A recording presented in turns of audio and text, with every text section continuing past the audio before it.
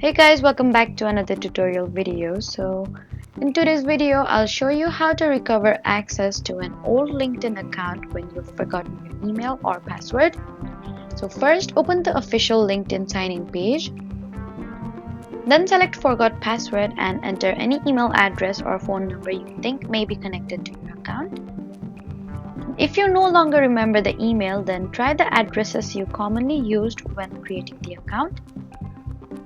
You can also search your old email inboxes for messages from LinkedIn to identify which address was correct. And once you find the correct account, follow LinkedIn's password reset instructions and check your email spam or junk folder if the reset message doesn't appear. And if you no longer have access to the old email address or phone number, then use LinkedIn's official account recovery or identity verification process if it's offered. So that was it for the video. Please do not forget to like, comment, and subscribe for more helpful tutorials. Thank you for watching.